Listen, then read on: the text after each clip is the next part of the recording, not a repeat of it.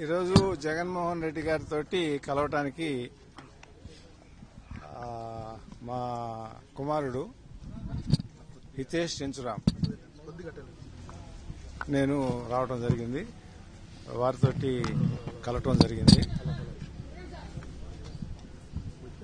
వారితోటి పయనించడానికి మా కుమారుడు ఇక నుంచి వారి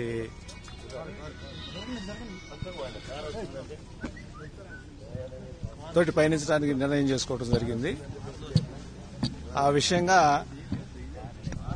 చర్చించుకుంటూ వారిని కలవటానికి రావడం జరిగింది.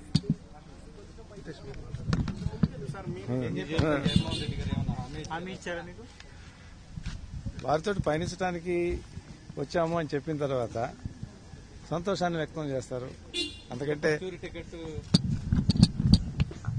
ఏదైనా ఒక పార్టీ ఒక ఫంక్షనింగ్ ఎట్లా ఉంటుందంటే పార్టీ నిర్ణయిస్తుంది, పార్టీ చెప్తుంది, దాని ప్రకారం నడుచుకుంటాం. మేడం బీజేపీలో ఉన్నారు కదా సార్, మరి జగన్మోహన్ రెడ్డి మేడం ఆ విషయం కూడా చెప్తానమ్మా. ఇది మా కుటుంబ విషయము. వారు బీజేపీలో ఉన్నమాట వాస్తవమే. బీజేపీలో ఈ రకంగా వచ్చినప్పుడు సహజంగానే అడగటం జరుగుతుంది. ఎవరి ఇష్టాల ప్రకారము వ్యక్తులు కానివ్వండి, కుటుంబంలో సభ్యులు కానివ్వండి చేసుకోవచ్చు. వారు చెప్పింది ఏంటంటే పార్టీ అనేటటువంటిది ఆవిడ మా కుటుంబ వ్యవహారంగా మారటం అనేటటువంటిది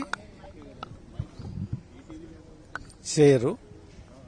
ఒకవేళ అవసరమైతే రాజకీయాల నుంచి సైలెంట్ అవడానికి కూడా నిర్ణయం చేసుకున్నటువంటి నేపథ్యంలో మాకు సంబంధించినటువంటి అనేక మంది శ్రేయోభిలాషులు ఆ పార్టీలో పెద్దలు కానివ్వండి, ఈ పార్టీలో పెద్దలు కానివ్వండి, అలాంటి నిర్ణయం వద్దు. గత కొన్ని సంవత్సరాలుగా ప్రజా ఏమంటారు జీవితంలో ఉన్నటువంటి నేపథ్యంలో ఒక మంచి వక్తగానో లేకపోతే కొన్ని మంచి పని చేయడానికో మీ యొక్క కాలాన్ని వినియోగించే నేపథ్యంలో ఉంటే బాగుంటుంది అనేటటువంటిది ఎవరి అభిప్రాయాలు ఉంటాయి. బిడ్డల అభిప్రాయాలు తోటే ఉండాలనేటటువంటిది ఏమీ లేదు. కాబట్టి ఆ వైపు పెద్దలకు కూడా అవసరమైతే విరమించుకుని ఉండటానికి కూడా అభ్యంతరం లేదని చెప్పిన మీదట అలాంటిది కాదు, పార్టీలో కొనసాగాలి అనేటటువంటి అభిప్రాయాన్ని అక్కడ పెద్దలు వ్యక్తం చేసిన నేపథ్యంలో పురంధరేశ్వరి గారు రాజకీయాల్లో ఉండేటట్టయితే ఆ పార్టీలోనే కొనసాగుతారు అనేటటువంటి అభిప్రాయంతో లేని పక్షంలో విరమించుకునేటటువంటి విధంగానే ఉంటారు అనేటటువంటిది మా యొక్క కుటుంబపరంగా తీసుకున్నటువంటి నిర్ణయము. ఓకే సరే, లేకపోతే ఇక ఆవిడ మారుకుంటుంది రాజకీయాల నుంచి, ఏం ఇబ్బంది ఏం లేదు.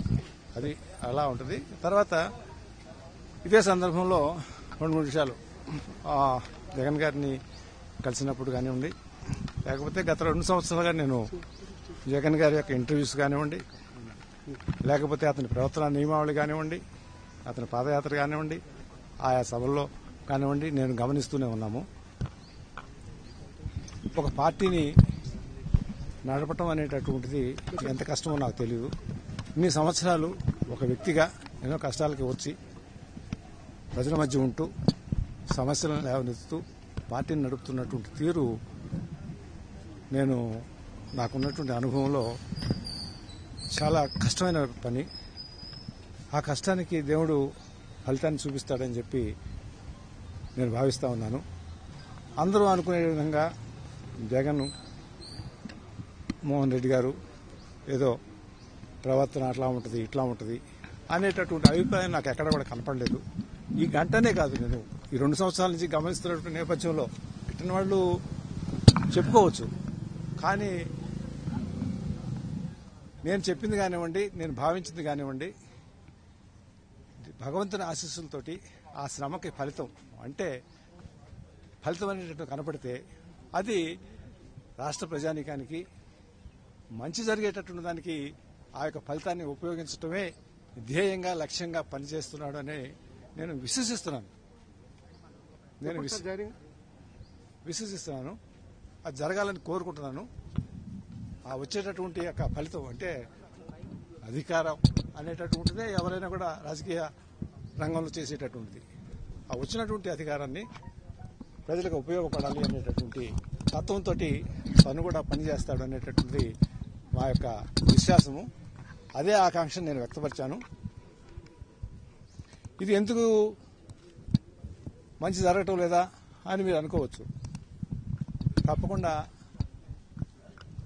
ఆంధ్రప్రదేశ్లో ప్రభుత్వం పనితీరు గాడి తప్పింది అని చెప్పి నా యొక్క భావన. ఎందుకు చెప్పాల్సి వచ్చింది గాడి తప్పింది అనేటటువంటిది,